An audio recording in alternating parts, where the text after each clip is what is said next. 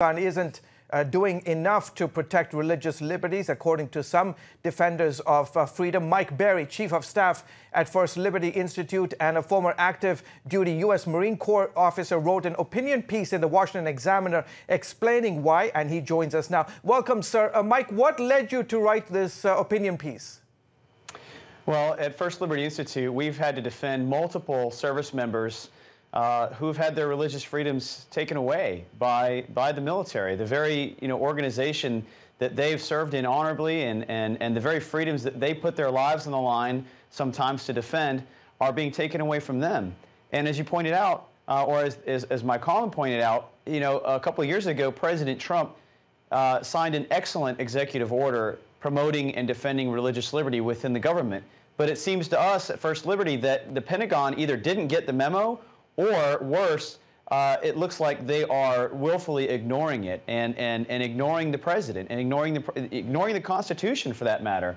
So we think that President Trump has a great opportunity to really send the message, the clear message to the Pentagon, to number one, you don't get to ignore the commander-in-chief, and number two, that religious liberty still has to be the law of the land, even within the United States military. And that would serve a number of purposes. It would protect our Constitution, it would protect our service members and our veterans, and it would send a clear message that if you're serving in uniform, you don't give up the rights that you put your life on the line to defend.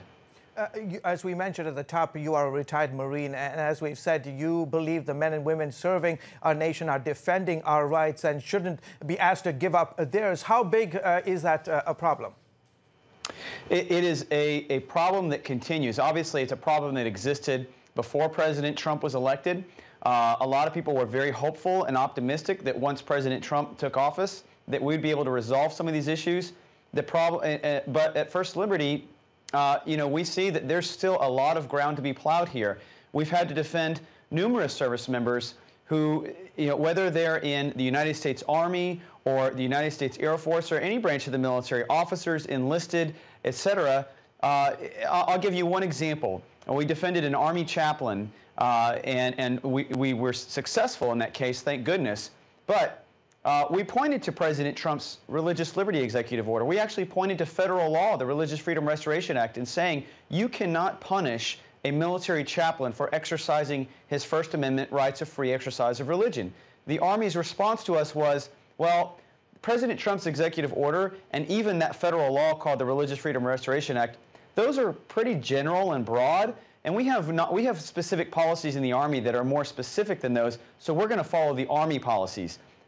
I mean, they're literally thumbing their nose at the President of the United States and the Constitution and federal law. So I don't know how else to describe it. And thankfully, like I said, First Liberty, we were successful in defending that chaplain. But how many more service members do we have to defend because the military just doesn't get the message that you don't get to flaunt the law because you think that you're different or special? Okay, terrific. Mike, thanks for coming on the show. Mike Berry, Chief of Staff at First Liberty Institute. Appreciate your analysis. Thank you.